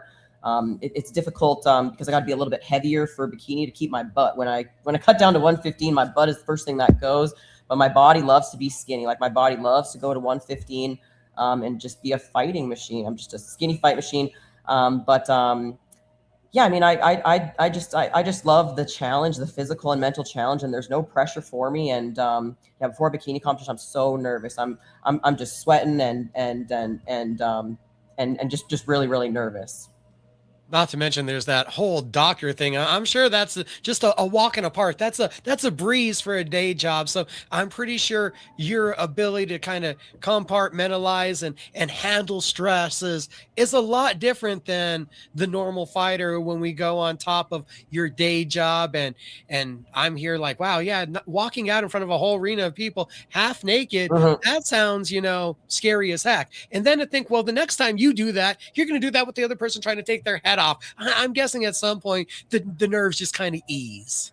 Yeah, absolutely. And when I'm out there, when I'm fighting, it's something that, I've prepared for. I've put in the work, and I love working hard. I love training, and there's no shortcuts that I take. And so I'm prepared for that. And it's different when you do bikini competitions. There's judges. They're looking at you. They're looking at your smile, and they're looking at things that aren't really important to me. And it's sometimes more opinionated. Whereas the fight, it's kind of like a math test. There's a right or wrong answer. I mean, I guess if you leave it to the judges, sometimes there's some discrepancy, about who's a favorite if you keep it close. That's part of the game. I feel like it's a little bit more in my control when I am fighting. Those are some planning skills. I mean to say that you put all this plan together. I'm going to move to America and become a doctor. I'm going to find a police officer, husband, be an athlete like this. I mean, that's some remarkable, like almost like magic powers of planning right there. I'm telling you, yeah, I'm a very calculated person. I plan things, and I'm very patient. I would say I'm a creature of habit. I do the same thing every day, and I'm very happy to do that. I do a lot of things. I'm a full-time physician. I run a medical clinic. I'm the owner of a medical clinic, and I'm the doctor that runs the show there. And so I'm full-time working. I homeschool my two oldest kids. I got 3 kids. I homeschool 2 of them. My other one's 4 years old, so he's not, just doesn't listen very well yet. So he's not in homeschool. But and it's just me and my husband. We both work full-time. We don't have any help or anything out here. And so it's not easy. Life isn't easy, but I love it like that, nothing's come overnight. It's just, one by one, I've added things. And I had my first 2 kids during medical school, right? So it's like I was in clinic, I'd go into the nursing room, like pump. I got to bring home milk for them. Like, it's just lots of big challenges in my life, but it's prepared me for this. It's prepared me to be the best fighter. Yeah, it's been a very interesting journey, and that's why I'm in love with the journey. I'm unattached to the result, and I have no pressure on me. And I love this. I love this. I've been at amateur fights. Going back to something you said way earlier, where I swear I've seen people rounding up change so we can stuff it all in a bag, to stuff that bag in someone's pocket to gain a couple extra pounds. Like, what's your best story of how much weight or what you had to stuff in your pockets to be able to fight in those amateurs? Yeah, I mean, you know what? One time I actually fought a pro fighter, Carrie Scar, and she had fought some like UFC type fighters, and nobody would fight her. And she was at 135 pounds. And of course, like, she cut weight to get to 135 pounds. Like a lot of those, you know, ex-UFC girls that she would be fighting, like they would cut weight. I ended up wearing like ankle weights and like eating as much as I could. And like, I had to hide my ankle weights, and they ended up making it an exhibition match because I still didn't make the weight. I think I ended up being like 128 pounds was the max that I could do. And she cut to get to 135. And, you know, I was wearing like 5-pound ankle weights, you know, I was just doing anything to fight. And, I don't think it even shows on my Tapology because they ended up just canning it because it was like an exhibition match that shouldn't have happened. It was on a pro card. But it shouldn't have happened because, you know, I was an amateur and she was an amateur, and like the weight was crazy. Yeah, I mean, I got many stories just when I was in Canada. I was just wearing ankle weights, and I was the woman who was just like, I want to fight anyone, but there was no small girls. And so yeah, I mean, yeah, lots of stories just wearing weights to just be able to fight women. We got in contact because you commented on a clip that I threw up on Instagram from Taylor Starling. And I was quite surprised just because the temperature of the last couple broadcasts, when they had mentioned your name, I was kind of thinking your trajectory is more Britain Hart. Is there were you commenting like, because Taylor has annoyed you, or are you thinking there's a fight there for you before the title fight? Like, where are we at? Yeah, you know what I mean. I'm definitely going to be fighting Britain. You know, that's getting set up. So Britain Hart, she's on my radar right now. That's going to be the next one up. There was a time where I was saying, you know, I want either Britain or Taylor because I've been ranked #1 and Britain's a champ and Taylor's right below me. So I didn't want to play around with any other names. Like I want the big names, and I've, you know, like I said, like I've worked my way up there, and so I'm ready for that challenge. And so, you know, it's either one of those two, and it's going to be Britain now. So that's in the works right now. We don't know what date yet, but that's in the works. We're just waiting for that contract. Yeah, you know, I've got my eyes on Taylor, and I mean, for many reasons, you know, you know, we were supposed to fight for a few times, but it's just never, you know, ended up coming about. BKFC was supposed to come to Phoenix, and for some reason they're having trouble getting to Phoenix, so it's just never worked out. Yeah, she's been a potential opponent for a while. And yeah, you know, I you know, one thing that's rubbed me the wrong way was her last fight. You know, she ended up getting the victory, which was, you know, not something in my opinion that she should have got. I don't think she should have got that victory. And, you know, my opinion was aligned with, you know, everyone in the comments. So it's not like I reached out just to be a jerk. You know, it's just my opinion. It's just my opinion. You know, but I still gave her like a thumb, like, good job on your fight. And, you know, she wasn't happy because she's seen my comment being like, oh, that, you know, that's not right for the judges. Like, you know, I disagree with the judges, but then I supported her as well too. And she's like, oh, it's so two-faced. But it's, you know, like, you know, good job for anyone getting in the ring. That doesn't mean, you know, I still think you're, you know, good person and things like that and everything. And congratulations. But, you know, I have an opinion. I have opinion. More like general sportsmanship comment, right? Yeah. And you know what, her speech that she gave, her speech was, you know, what I thought was kind of an ego-driven, kind of maybe a little bit inappropriate. You know, because she should, I think she should have lost, and it was booed and everything. And, you know, it was too close to have a speech about how she was the most dominant fighter. She was like, there's no one who's competent to fight Britain Hart. I want that rematch. Nobody's competent. You know that, Britain.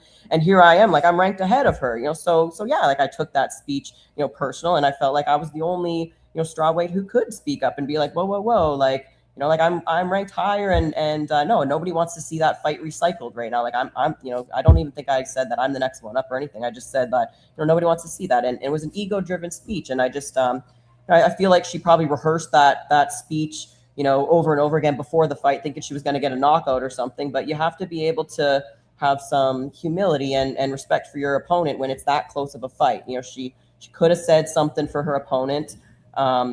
And I just didn't like that speech. That's all. I didn't like that speech. And yeah, you know, she was writing on other things about, you know, someone, you know, taking people love to take each other's light or sparkle or something like that.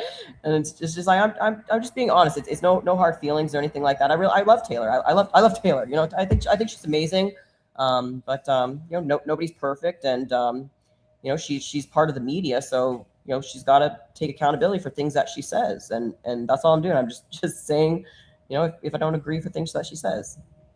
And then was there also was it you that also comment that she should have an advantage from having that media position because she does get to sit ringside also? Absolutely. When you're a media official, of course the judges are going to be a little bit more in your favor if it's a close fight, right? And I mean, I don't think that's contested. And of course, in the comments, lots of people were saying that. Of course, in my comment, I didn't say that she's part of the company and things like that. But the comments were very consistent with fans and viewers noting that she is that, and that's an advantage that you can't dismiss. If it's going to go to a split decision, I would expect that Taylor would win.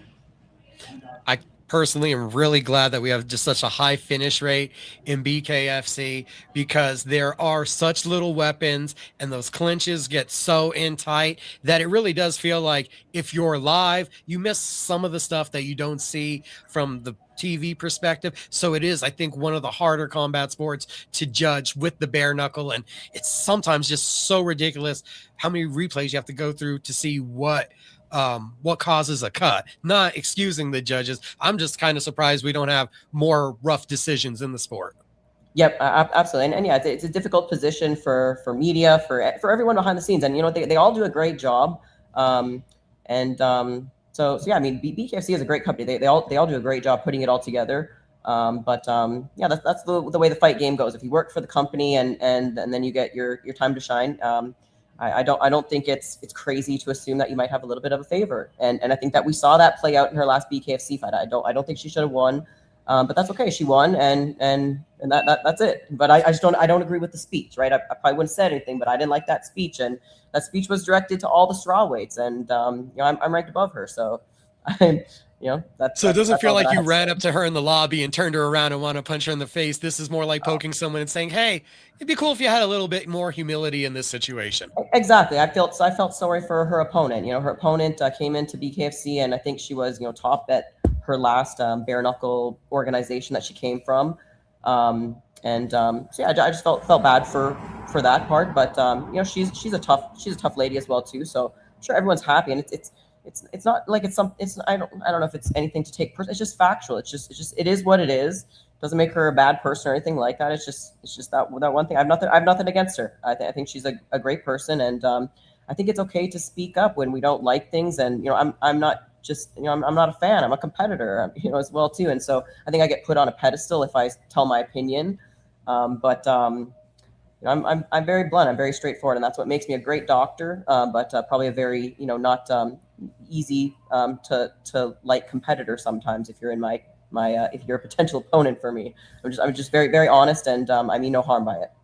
Well, it sounds like it's Britain Hart who's actually in the crosshairs. The champ is the focus. She has been dominant. What she has done has been spectacular in this sport. You have had some ridiculous matchups, though, in those amateurs. Where do you rank Britain just first off as a fighter from the fighters that you've had to square off with before? Yeah, you know what? I think a lot of our opponents are maybe very, very similar. I mean, Taylor Starling and the Tennessee Gangster. They were around back when I was doing MMA, and they were in the lower weight class. So I've been around just as long as a lot of these girls from MMA who switched over, and Britain, in fact, is one of the newer ones. But she was always in boxing before. But I think I've been fighting maybe 7 or 8 years longer than Britain. Yeah, I mean, Britain's good. Britain's amazing. You don't get as far as Britain has without being amazing. Like she's top notch. There's certainly nothing negative I have to say about her. Yeah, certainly when I compare just for opponents that she's had, especially the ones in the last 5-6 years, I don't think she's had as significant as a challenge as what I'm going to bring to her. So yeah, I mean, yeah, we're both very good fighters. We're both very intelligent, and it's going to be interesting to see how it plays out. From having studied the champion, like, what do you feel is the best attribute that Britain brings in the ring? Excuse me. Super disruptive. Can you take the conversation outside? Somebody wants me to move, so I'm just going to move real quick. Sorry about that, everybody. Sorry. No problem. No problem. Sorry about that. Thank you. Sorry getting busy in there. Understand. Is this too loud out here? A little bit. Sorry, I didn't want to be rude in there. No, totally understand. We'll only keep you for a couple more minutes. BKFC, January 17th is going to be their first event. They're kicking off the year, guys. Fight night. We talked to Dustin Pague earlier, main event. Appreciate him ahead of his title fight with Julian Lane. Looks like we're in a little bit quieter of a surrounding. That last question I asked is, what do you feel is Britain's best attribute that you've seen her exude so far in the ring? I mean, I think she stays very busy, and I mean, she's a good athlete. She is definitely, her cardio is there, and she stays very busy. Her head movement is very good. Her footwork is very good. Yeah, I mean, I think she's very well rounded. I think she's very well rounded, and yeah, I mean, I don't really think she has too many weaknesses. But yeah, I don't think we've seen much power from her. You know, she's a decision fighter. And you know, we haven't seen like knockdowns and things like that, you know, too many times in her fights. So she's not much of a power fighter. It's very much a decision fighter. Does what she bring to the ring feel like the challenge that it seems like you've been seeking? I mean, yeah. I mean, I think she's definitely that challenge that I've been thinking. I think she's the best in. I mean, she's the best in the division. I don't think there's anyone that's better than her. I mean, I think she's very well rounded, and so yeah, I mean, absolutely. You know, I'm looking for the best challenge, and I think she's the best mental and physical challenge that is there. With it having taken now 8 months since your last fight, like, you chomping at the bit to get back in there? I mean, yeah, absolutely. You know, I always want to fight. I mean, I think it's always been almost about a year now, and so yeah. I mean, I'm excited to get back in there, and yeah. I mean, I'm always in fight shape, and yeah. I mean, I'm always ready to go. So yeah, I'm excited, and yeah. You know, a lot of my fight training now is you know, more aimed towards Britain style, because I know that fight is coming. And so, yeah, I'm just excited to get the contract and the date for that. What would your expectation be, or what is your hope? How long before you think we're getting that announcement, and when would you like to fight? I mean, I would like to go as soon as possible. And I feel like it's going to be in a couple months. They've got a couple ideas that they've kind of thrown. So I think very soon we're going to have a date to announce. BKFC making some major announcements today. Earlier, I was just talking about on the show, they've announced now content coming to Yes Network and the Gotham app. So another platform where we can find BKFC content. You've been a part of the company and now also kind of watching as an observer from not being able to be active. Do you still continue to see, for the industry actually, a whole, the momentum for bare knuckle? Sorry, what was the question? Do you see and still feel the momentum as you've been an observer for the industry of that it's still growing? Oh, absolutely. I think they're just, yeah, I don't think they're anywhere close to where they're going to be. I think they're booming. And yeah, I think it's perfect timing for me to be the champion. And like I said, you know, I want to make changes in American healthcare as well, too. And so I'm here not just as a fighter, but as a doctor now. And I've got a lot of changes that I want to make once I am champion, and you know, this is just the start for me, and absolutely, it's one of the best organizations to be with. When we go to your social media, it brings up, of course, obviously the fight game. It, of course, brings up your ranking, but it also has a mission to end the chronic disease epidemic. Could you just go a little bit further into when that became a mission and a goal of yours?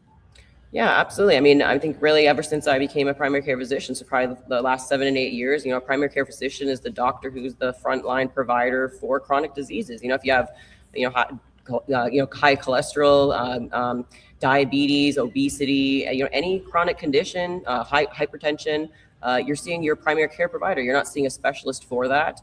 And so I'm the one who's managing chronic diseases, and there's discussions that just aren't being had, and I think that, when I win a world championship title, people are going to listen to me and hear what I have to say. And so it seems like a big goal, when you read it from the outside, but for me, it's what I do every day. When I get the right eyes on me and the right kind of name for myself, I think I'll be able to make a big change in that. I don't want to get you in any like malpractice suits. Somebody will be like, I heard from my doctor on Instagram, and I don't want to go there. But is there any like general advice that you do want to get out there and share that you're able to? Absolutely. One of the main discussions that I have all the time is fiber. That's a huge thing that we just don't get in our diet. And anyone with hypertension, high cholesterol, blood sugar issues, that the number one thing is you're missing fiber in your diet. And we can give a medication, and there's a time and a place for medication, but a lot of people on these medications, they've never even heard about fiber, and you just can't depend on just a medication on itself. You need to be adding in things that you're missing and why you got those in the first place. It's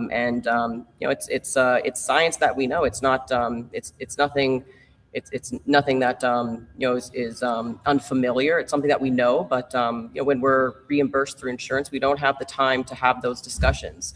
Follow the money. If you go to the Diabetes Association website, they don't even talk about fiber. It's just all about medication, and we know fiber is what we need. It's even the the Heart Association. There's nothing about fiber, any dietary measures at all. It's just medication, and it's a hard thing to see to my patients. It's just something that I talk about all day long, and I can only help so many people. I can't even accept new patients. My practice is full, and so I just want to help people and get that message out there. We know why we have chronic disease. We're not pooping. We're not pulling anything out, and fiber is just not in our diet. Forget BKFC. How big of a battle do you feel like then you're just in that professional environment? I mean, I don't feel much of a battle. I mean, I'm just an educator, really, and I love what I do. And I'm just going along with the journey, and I just want to help people. I'm a fighter, right? And like, how many fights have I had with no money, right? So it's like I'm not driven by money. I'm just service driven. I just want to help people, and when I get that championship belt, I'm going to have the right eyes on me to be able to help people. I feel like it's so nice. You're like, hey, I'm this doctor. I'm going to help you. Let me go break your face, take your belt, and then give you this broccoli. Yeah, I don't want to hurt anyone. I don't want to hurt anyone, but it's just part of the game. And I'm there for the mental and physical challenge. And when someone's in front of me, trying to hurt me, I'm going to get to them first. And so that's just part of the game. It's a human chess game, and I love chess too. So, how much has your game been able to evolve in this year? It's a lot. I get better all the time. I'm always training hard, and this is my lifestyle. It's not something that I just stop and then get on. I'm always training. So I get better every time, and I think I'm gonna shock the world. Britain better be training hard. She better not be slacking, because it's gonna be the biggest fight of her life. She's the doctor. She's busy. She's at the gym. I already got her kicked out of one room, and I appreciate you still hanging in the interview with me. Sorry about that. My apologies. Sarah Schell, it was great getting the opportunity to talk to you this evening. It was a pleasure. Thank you for the time. Thank you so much. I appreciate you. Well, that was some awesome breaking news. Ranked the #1 contender, and Sarah Schell will be challenging for the BKFC Women's Strawweight title in 2026. That is the conversation that she is currently having with the head honchos at BKFC. When we're talking about the UFC on MMA After Hours, I have a mantra, and it's we need more heavyweights, like the light heavyweight division, the heavyweight division. We need more guys in both of those divisions. For BKFC, our mantra is going to be, we need to adapt to strawweight and flyweight. We need more women active. Sarah versus Taylor, that looked like there was something brewing there. Maybe we had a storyline bubbling. Maybe that's something that we can return to if Sarah is successful in pulling up that upset, dethroning Britain Hart. If not, it does leave a good question. What's next for Taylor Starling? And where does she go as she returns to BKFC coming off of that boxing debacle overseas, which I'm still sure there's a lot more story to come out. We got to follow up with Taylor on that one. I gotta tell you guys, I love going live. This is some of the most beautiful chaos I could ever imagine from the schedule I had laid out again earlier, with hoping to get Jorge Villarreal Jr. on at 6:15. Leanna Martinez was supposed to be 6:30. Flip at 6:45. Each one get a little nice 10 to 15 minute interview, but then audio doesn't work. And then times aren't kept too. Dustin Pague, who I literally thought was going to come on at the end of the show, jumped in and he asked if he could have an adjustment. And boy, did that adjustment surprise me. I love going live. I appreciate everyone that's tuning in to my fight show. And one more time, huge appreciation to Robbie Ray Images, Robbie Ray Media, taking care of your next event or occasion with video and photos. I'll definitely be around helping with that. We got Barber Gabe's Fades right here at 100 Coors Boulevard, Northwest Lobo Plaza, Suite 106, barbergavesfades.net to book. And that's also where you get the Barbers Are Us beard balm, keeping it tight, smelling great, cherry flavor. Guys, I'm a huge fan of it. You should get some for your face, because I know most of you guys watching the show, you got a beard. Us MMA fans, we kind of got to look. Now, before everything went to chaos, we're talking about like an hour ago in the show. And if you've still been here for that long, I super duper appreciate you, because we had a bunch of news to talk about from the world of bare knuckle. And as we were getting into updates, I reminded you guys that the number 3 ranked cruiserweight in the BKFC rankings, he's fighting for Fusion Fight League this Saturday night. Wanted to jump that over with the Jackson Wink Academy has informed me that Beksad Usmanov and Murat, we're going to get these names fully right because Murat's going to get mad at me, Kilometov, they have both amicably agreed to part ways with BKFC. And both guys have quickly signed their deals and have become part of BKB. So we have 2 ranked contenders, one from the cruiserweight division in Murat Kilometov and the other in Beksad Usmanov, who last time we saw him was the first round knockout of former BKFC bantamweight champion Keith Richardson. Both men have gotten their release from the promotion and have now signed with BKB. Massive move. Harry Gigliotti going BKB to BKFC, Murat Kilometov and Beksad Usmanov going BKFC to BKB. I don't know if this was a formal trade. I'm not even speculating like that. It'd be crazy if Combat Sports Promotions started trading each other. We do have an update also on the Usmanov family. Unfortunately, hopefully you guys have been made aware of the situation. There is a GoFundMe, and look up Usmanov, USMOV. The Usmanov family was unfortunately involved in an automobile accident. There have been surgeries for Beksad's wife and child. So the GoFundMe is up. We have an update. They're recovering. Surgeries went well. The Jackson Wink management feels that they do put a blame to BKFC because of the lack of fights that was given to Beksad, putting him on the shelf. He was forced to leave the state, go out of state for work, and that led to this unfortunate automobile accident. So we cannot say amicably parting ways.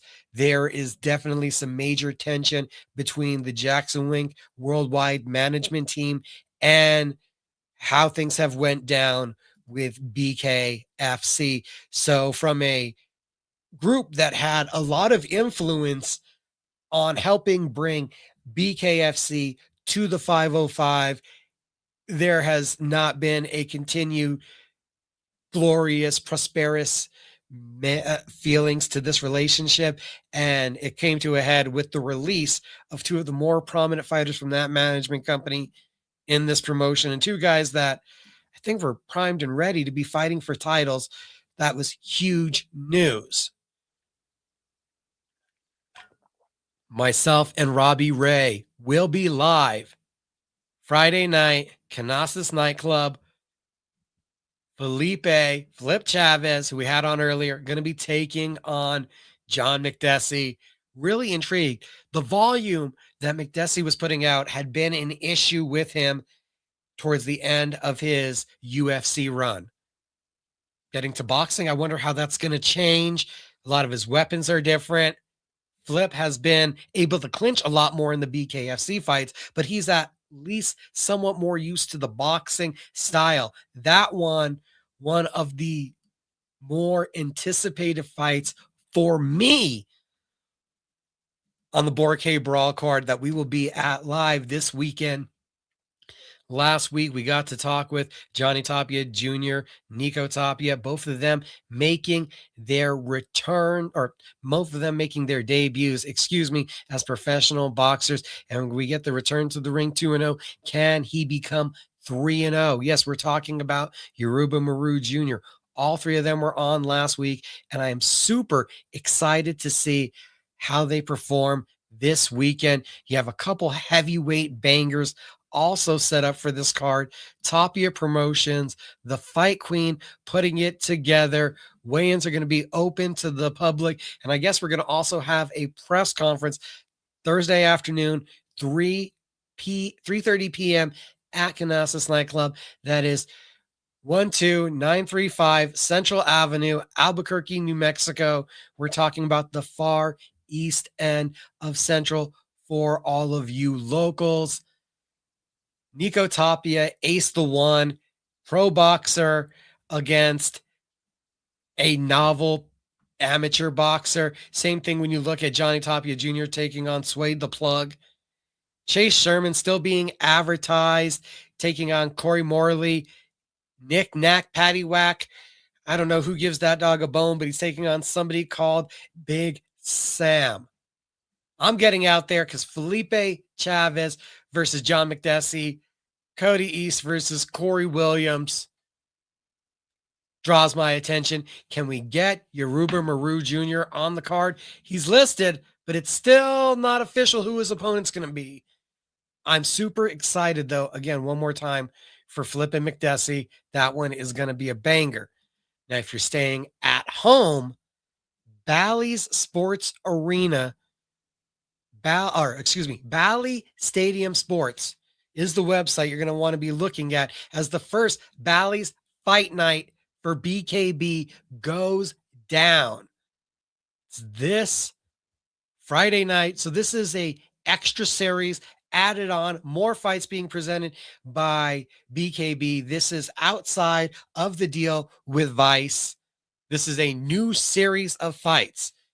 To start it off with, we get Monica Medina versus Monica Franco. Medina, a former BKB women's lightweight champion, most well known for an amazing trilogy of fights with Patty Juarez. So much grit, so much heart. She has a lot of history, experience. I believe she's been in 6 bare knuckle title fights. Sources say multiple title fights under her belt. We're talking about a plethora of experience. On the other side, Monica Franco. I was there live for her bare knuckle debut under the BKFC banner, where she beat current BKB super lightweight champion Courtney Cameron. In her BKFC career, she went 1-1. The loss came to Rosalinda Rodriguez, a 14-0 former boxing world champion who's 3-0, and for my money, setting herself up to be the next challenger for Christine the Misfit Friera. There had been some talk about Rosalinda going down to 115. I think she's going to stay, though, at 125. So we're talking about top of the food chain experience for Franco. That's, yes, only 1-1, but she's been there. She's done that, and she has a win over a BKB champion. So it sets her up for a huge opportunity for possibly getting into a rematch, for possibly seeing Cameron one more time. That is going to be a heck of a fun main event. Martin Brown versus Bobby Taylor is the co-main event. It is the rematch. It was the main event of the December 9th, 2021 BKFC Fight Night in Tampa. Martin Brown was the winner over a 5-round unanimous decision. It was 49-43 across the scorecards, a couple knockdowns. Brown has come into bare knuckle. He has solid MMA experience. He's transitioned that into utilizing it for his bare knuckle game. This was one of his earliest fights. So when you look back on the BKFC app to reminisce on that first fight, you got to expect a much more evolved fighter. He has a steady forward pacing and he can crack.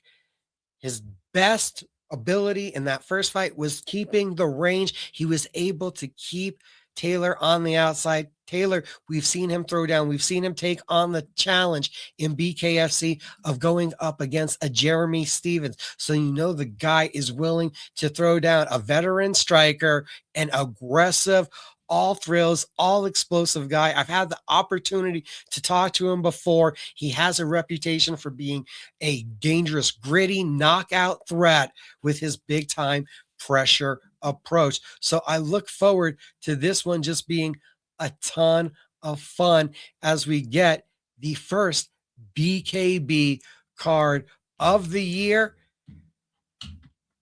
I think that there's also a couple other fights. If you give me 1 second just to highlight, looking at the fight card, Christina Christ, who twice jumped in on short notice for BKFC, is going to take on longtime combat sports vet Andy Nguyen. When we've seen fight Bryson, former King of the Cage champion, been in BKFC, had a couple fights in BKB, well-rounded, always aggressive, always tenacious. They say the women come out to steal the card, and I think there is a pretty high propensity for that happening with that matchup in the feature fight position. BKB, this is another step in the right direction, another cool, unique series of fights that we're going to get that I don't know if everyone was expecting to see.